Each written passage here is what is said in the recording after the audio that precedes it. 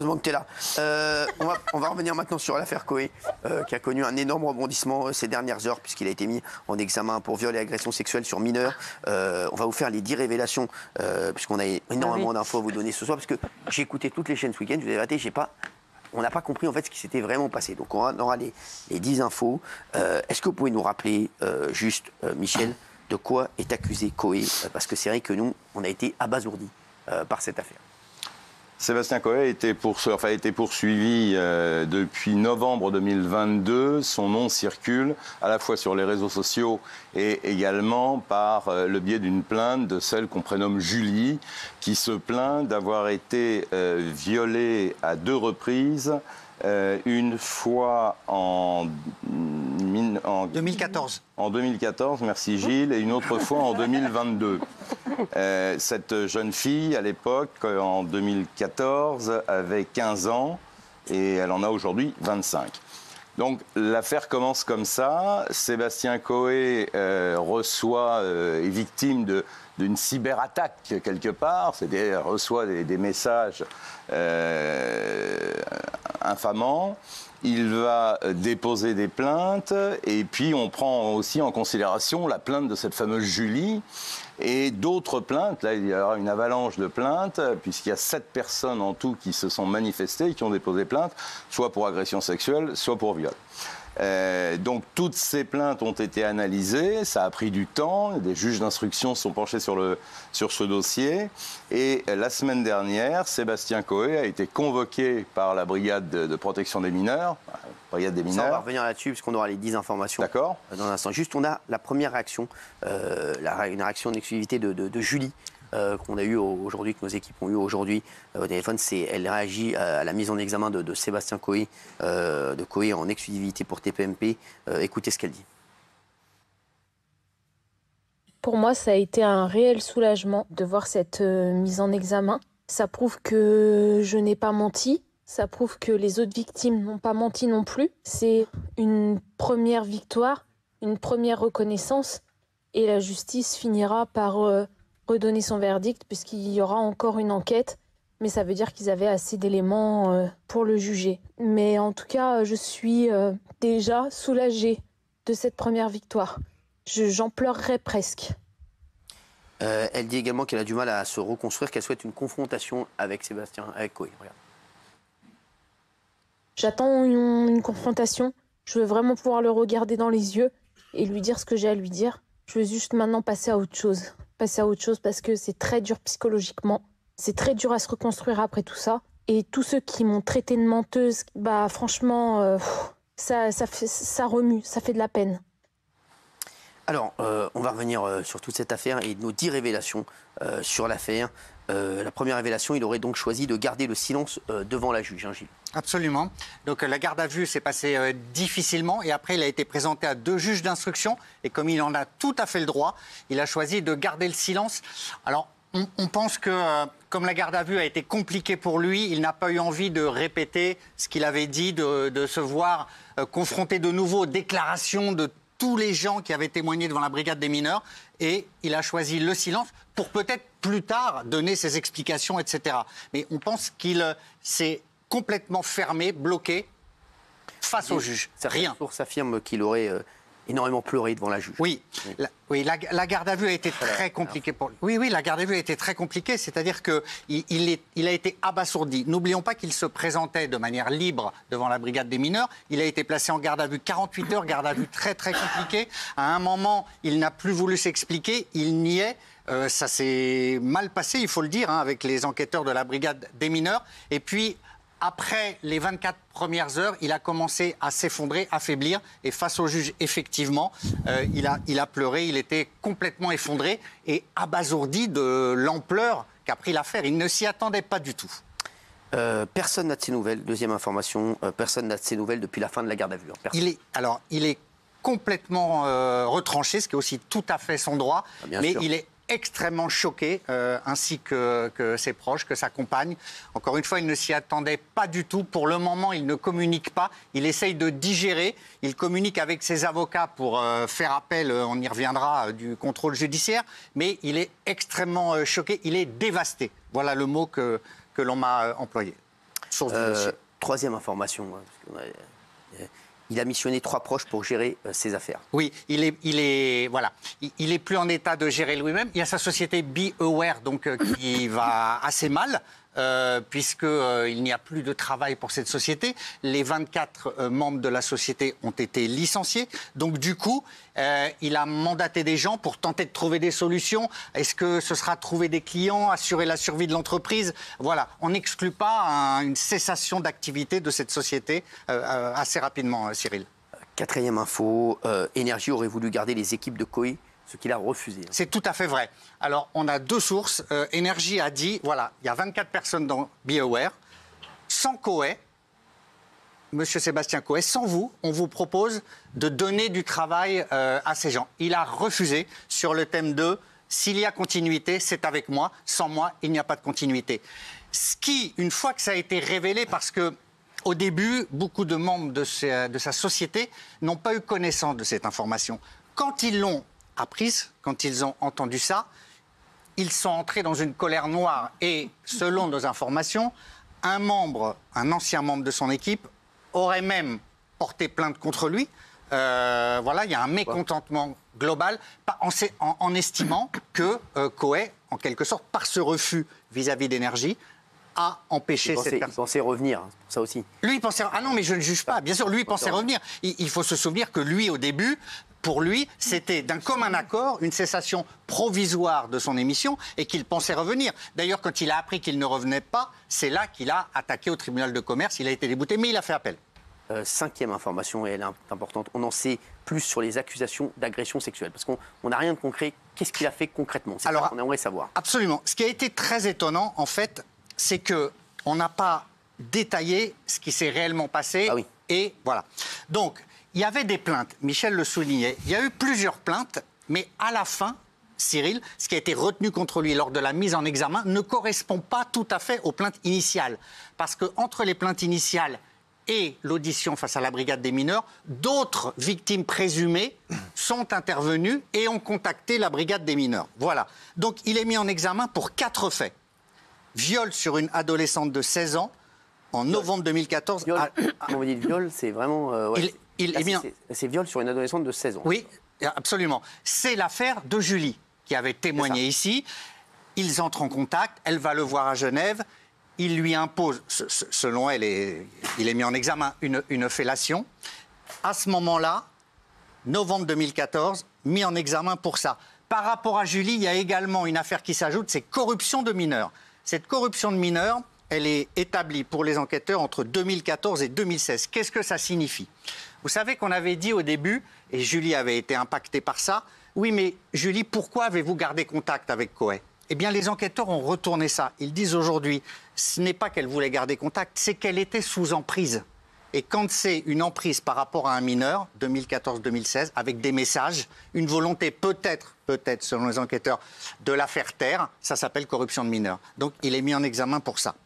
Qu'est-ce que c'est que cette histoire d'une main aux fesses durant une séance photo? Est-ce que c'est ça qui est important? Oui, alors, donc, il y a viol sur une autre jeune fille de 15 ans et une agression sexuelle en décembre 2012 sur une jeune fille de 17 ans qui serait effectivement une main aux fesses. Alors, on n'a pas beaucoup de détails, mais... Une séance photo, je crois. Lors d'une séance photo. Une séance photo. Voilà. C'est ça, c'est une main aux fesses durant une séance photo? Oui, ça, c'est la 3e mise en examen. Ces 3 affaires-là, dont on vient de parler, concernent des mineurs. Et il est aussi mis en examen pour un viol sur une femme majeure de 38 ans en 2011 à Paris. Voilà.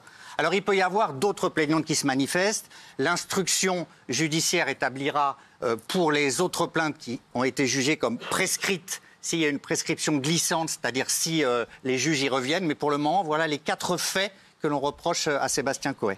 L'autre info, ça concerne ces 100 000 euros. Koei ne comprend pas qu'on lui interdise d'exercer son métier et qu'on lui demande 100 000 euros. Comment il va faire? Est-ce qu'il les a payés, les 100 000 euros? Non, à notre connaissance, c'est très compliqué pour lui de les payer. Alors, en fait, ce qui s'est passé, c'est qu'il n'a pas été en prison. Ça s'est passé vendredi. Toute l'après-midi de vendredi, on s'est demandé s'il allait être mis en détention provisoire. Finalement, il a obtenu, si je puis dire, ce qu'on appelle une caution pénale. C'est-à-dire que en échange d'un contrôle judiciaire très très strict, on va y revenir, et de 100 000 euros de caution, il est resté libre. Mais à notre connaissance, il a du mal à payer ces 100 000 euros de caution, ce qui explique aussi pourquoi ses avocats entendent faire appel de ce contrôle judiciaire très strict. Parce qu'il y a beaucoup d'autres choses dans le contrôle judiciaire. Il doit pointer au commissariat. Il ne doit... Tous les jours? Toutes les semaines? Je crois que c'est chaque semaine. D'accord. Il ne peut entrer, bien entendu, en contact avec aucune des personnes ayant déposé plainte. Et il a une obligation de soins, un suivi de soins. Voilà.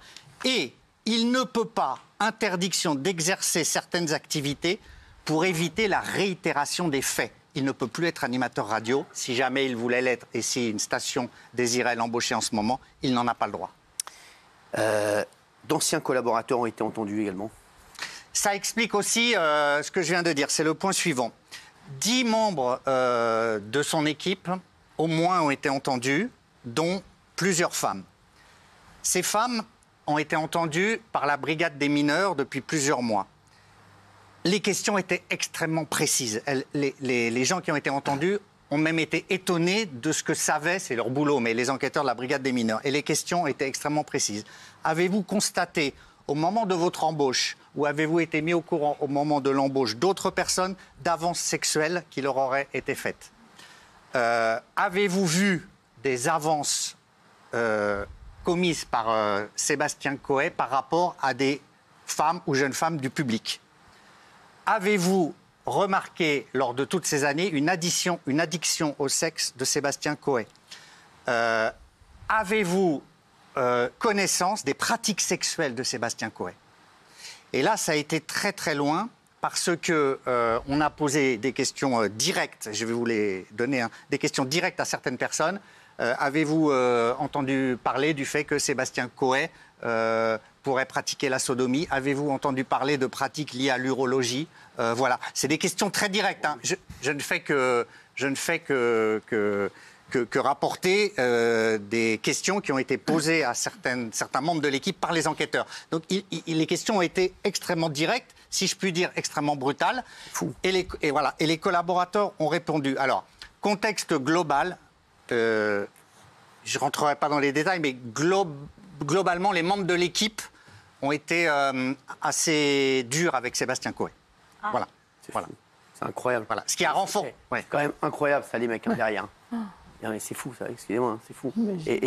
C'était des questions précises. Moi, ce qui m'interroge, et ce qui interroge certainement les téléspectateurs, c'est que moi, j'ai vu Sébastien Coët arriver tout sourire et qu'il était persuadé qu'au contraire, tout allait bien se passer, et qu'on voit que là, c'est un énorme cauchemar pour lui. Comment ça se fait, ça? C'est incroyable, parce qu'il était quand même au courant des faits ou pas. Comment ça a pu se transformer en cauchemar comme ça? Ça se transforme en cauchemar parce que lui, il répond à une convocation de la brigade des mineurs parce qu'il avait demandé longtemps avant à être entendu par les policiers pour se justifier, pour s'expliquer, répondre aux questions. Et en réalité, c'était pas du tout ça. Il était convoqué, c'est-à-dire qu'ils lui ont fait l'économie d'aller le chercher à 6h du matin. Oui, mais non, mais c'est pas ça. Moi, si. La question que je vous pose. Il est dans un déni, il a conscience de ce qu'il a fait. Pour être dans le déni, il faut. Non, mais il est dans le déni, c'est quoi? C'est pas possible. Comment un mec, il se dit j'ai rien fait, et moi, je veux le dire, tous les gens qui l'ont eu au téléphone, et tout le monde dit, et il était sûr de lui, il disait vraiment, mais je n'ai rien à voir là-dedans, toute la lumière va être faite, ça va être, et je vais être lavé de tout soupçon. Et aujourd'hui, se retrouver dans une telle situation, c'est impossible. Mais, alors, le déni, c'est quoi?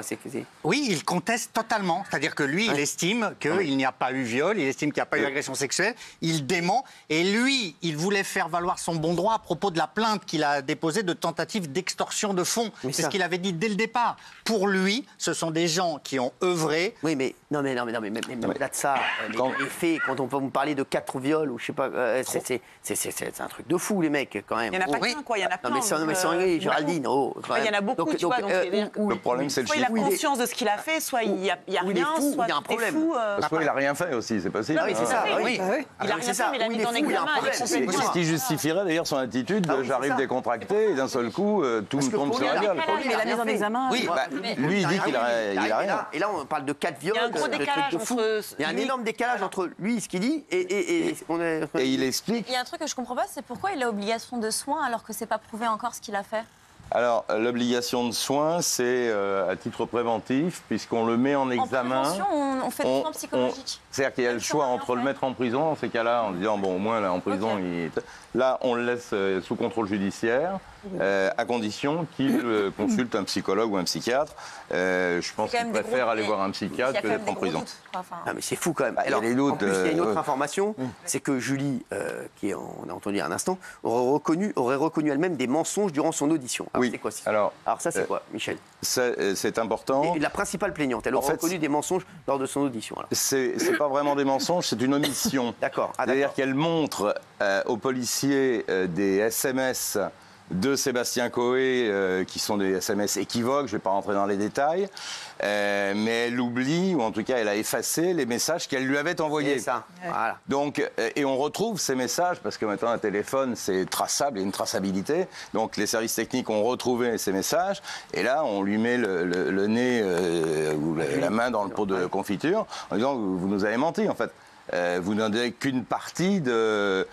alors, on ne sait pas dans quel sens ça marche, mais en tout cas, ils avaient l'air, dans ces échanges de SMS, d'être tout à fait d'accord l'un et l'autre sur ce qu'ils avaient projeté de faire en termes de galipette. Ça n'a pas empêché la mise en examen, en tout cas. Oui, c'est ça. Donc, Non, c'est pas grâce à Julie qu'il est mis en examen, ça on est bien d'accord. Mais il y a d'autres... Très bizarre. Le problème, c'est la quantité, c'est le nombre. Oui, mais Il y a ça ne 7... moindrait pas le fait qu'elle puisse être sous emprise. Exactement. Ça a été pris en compte aussi. Ah, ça, oui, bien sûr. C'est ça, C'était c'était des bien mineurs. sûr. C'est Et les exactement mineurs, ce qu'ont donc, considéré les enquêteurs. de fait, c'est les mineurs, en fait. Il y a Voilà. 4 mineurs. Ah oui, c'est ça. Il y a 3 mineurs. Trois mineurs. Voilà. Sur les 4 victimes, il y C'est a 3 mineurs. exactement ce que dit Kelly. C'est-à-dire qu'ils ont considéré, eux, que la poursuite des conversations n'était pas liée au fait que Julie avait envie de le revoir, c'était qu'il avait installé un tel Oui, rapport enfin, le problème d'emprise. surtout, c'est qu'elle ne dit pas tout à fait la vérité. C'est-à-dire qu'elle en cache un bout. Mais parce qu'elle avait peur qu'on Non, mais la prenne d'accord. pas au sérieux Non, mais en voyant d'accord. les réponses, parce qu'elle s'est Tout à fait. elle n'aurait On pas dû l'avait le dit. cacher, c'est sûr. On est d'accord. Mais vous avez raison, Cyril, de rappeler la présomption d'innocence. Ah oui, hein. bah oui. Mais oui, Ça. absolument. Ah oui. Ah bah, il est mis en examen, il n'est pas condamné. Ah, bien sûr. Rappelons-le, Non, mais sans c'est même- important de le dire parce que tout le monde il est condamné là. Non. Il est mis en Absolument. examen. Présomption d'innocence. Les questions ont posé des questions très très intimes à sa femme. Oui. L'enquêteur. Alors ça fait partie en fait du corpus des informations qu'avait la brigade des mineurs.